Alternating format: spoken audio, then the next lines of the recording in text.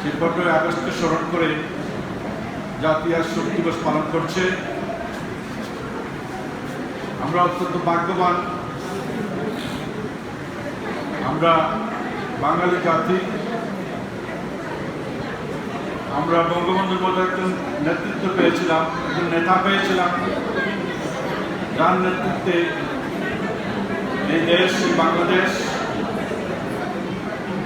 আমি বক্তব্য দীর্ঘায়িত করছি না, আমি এই কথা শুনতে হবে, কথা বলে লাভ নেই। এই বঙ্গবন্ধুর নেতৃত্বে এই বাংলাদেশ, তোমরা কি সেটা জানো? এখানে বঙ্গবন্ধু যদি থাকতেন না, বঙ্গবন্ধু যদি এই বাংলাদেশে জন্মগ্রহণ করতেন না, তাহলে বাংলাদেশ আজও পরাধীন থাকতো। এটা তোমাদের জানা উচিত, আজও পরাধীন থাকতো। আমরা কি দেখছি পৃথিবীতে? আমরা দেখছি ফিলিস্তিনে কি হচ্ছে। ইয়াসির আরাফাতের নেতৃত্বে আমরা দেখছি আশকারা আন্দোলন ছিল, এর আগেও আন্দোলন ছিল। এখনো ফিলিস্তিন এই ইসরায়েলিদের বিরুদ্ধে আন্দোলন করছে স্বাধীন সার্বভৌম রাষ্ট্রের জন্য। হাজার হাজার লোক প্রতিনিয়ত মারা যাচ্ছে, ছোট ছোট বাচ্চারা মারা যাচ্ছে, কিন্তু স্বাধীনতার মুক্ত তারা দেখতে পারে না। আমরা কি দেখছি পার্শ্ববর্তী শ্রীলঙ্কাতে, সেখানে তামিল একটা গোষ্ঠী আসলো, একটা জাতি আসলো, সেই তামিলরা তাদের স্বাধিকার আন্দোলনের জন্য লড়াই করেছিল, কিন্তু তারা নিশ্চিহ্ন হয়ে গেছে, নিশ্চিহ্ন। এখানে পৃথিবীর অনেক দেশ আছে এখনো স্বাধীনতার জন্য লড়াই করে যাচ্ছে, এবং এই জাতিগুলি কখনো স্বাধীন হতে পারছে না, কারণ তাদের মধ্যে তেমন কোনো নেতা নেই অথবা নেতৃত্বের ঘাটতি আছে। কিন্তু আমাদের এমন এক নেতা ছিলেন বঙ্গবন্ধু, যার নেতৃত্বে এই বাংলাদেশ, এই বাঙালি জাতি সংগঠিত হতে পেরেছিল অত্যন্ত অল্প সময়ে, এবং মাত্র 9 মাসের যুদ্ধে এদের স্বাধীন হয়েছিল। যাই হোক, আমি আমার বক্তব্য দীর্ঘায়িত করেছি না। আমাকে বলা হয়েছে বঙ্গবন্ধু সম্বন্ধে কিছু বলার জন্য। বঙ্গবন্ধু এমনিতেই হন নাই। বঙ্গবন্ধু ছোটবেলা থেকে, একেবারে ছোটবেলা থেকে যখন ক্লাস 6-এ পড়তেন, প্রাইমারি স্কুলে পড়তেন, তখন থেকে উনি একজন স্বাধীন চেতা, একজন মানুষ হিসাবে আত্মপ্রকাশ করেছিলেন। ওনার মাঝে সবসময় একটা সহমর্মিতা ছিল। যদি ওনার পাশে কোনো লোক, কোনো ছাত্র, উনি যখন পড়ালেখা করতেন, কোনো ছাত্র যদি কষ্ট থাকতো, ওই ছাত্রকে উনি নিজে ওনার বই বিলিয়ে দিতেন, বইটা উনি দিয়ে দিতেন। এমনকি উনি ওনার জামা কাপড় পর্যন্ত যদি দেখতেন কে কষ্টে আছে, উনি নিজের জামাটা খুলে দিয়ে দিতেন। এমনকি ওনার বিভিন্ন কর্মকাণ্ড যেগুলো আছে, দেখা যায় যে মানে একজন ভিক্ষুক আসলে গড়ে যা আছে, ওনার গড়ে কি আছে না আছে সেটা জিজ্ঞেস না করে যা আছে সব দিয়ে দিতেন। এইরকম মানে মানুষের দুঃখে উনি সবসময় কষ্ট পেতেন, এবং মানুষকে সহযোগিতা করার মনোভাব প্রথম থেকে, ছোটবেলা থেকে ওনার ছিল।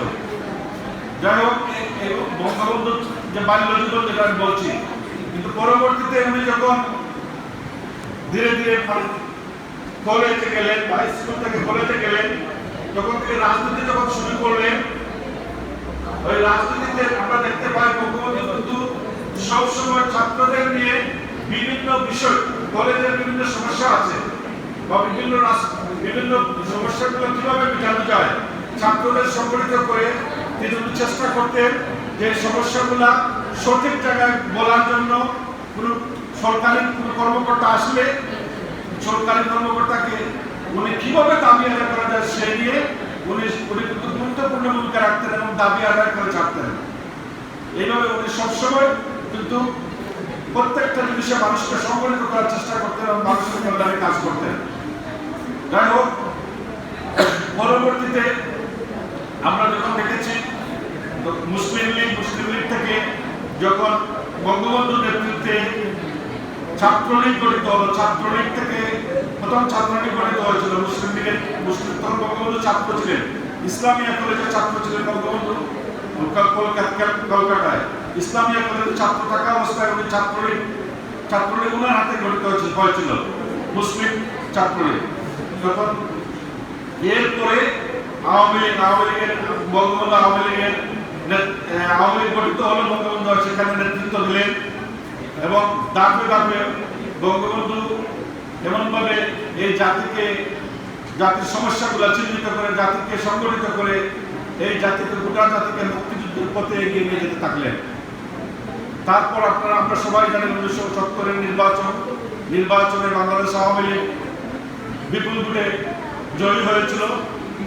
বিপুল ভোটে জয়ী হয়েছিল, মানে সবকটা সিট জিতেছিল, মাত্র তিনটা ছাড়া বাকি সবকটা সিট আওয়ামী লীগ জিতেছিল। এবং তারপরে বঙ্গবন্ধু কিভাবে এই দেশের মানুষের দাবি দেওয়া আদায় করতে, বঙ্গবন্ধুকে যখন সুযোগ দেওয়া হচ্ছিল না পার্লামেন্টে বসার জন্য, বঙ্গবন্ধু কিভাবে মানে এই দেশের মানুষকে সংগঠিত করে পাকিস্তানিদের বিরুদ্ধে প্রতিবাদ করেছিলেন। প্রত্যেকটা ক্ষেত্রে উনি সরাসরি ভূমিকা রেখেছিলেন। আগরতলা ষড়যন্ত্র মামলার বিরুদ্ধে হয়েছিল, উনি জেলে গিয়েছিলেন, উনি জেল কেটেছেন, কিন্তু দাবি দেওয়ার প্রতি একচুলো নড়ে নাই। উনি ওনার পরিবারের সকল সদস্যকে উনি একরকম বিসর্জন দিয়ে বাঙালি জাতির স্বাধিকার আন্দোলন, স্বাধিকার আদায়ের লক্ষ্যে উনি সব সময় কাজ করেছেন। আমরা এই স্বল্প পরিসরে সেটা বলে শেষ করতে পারবো না। তোমরা বঙ্গবন্ধুর আত্মজীবনী পড়তে হবে।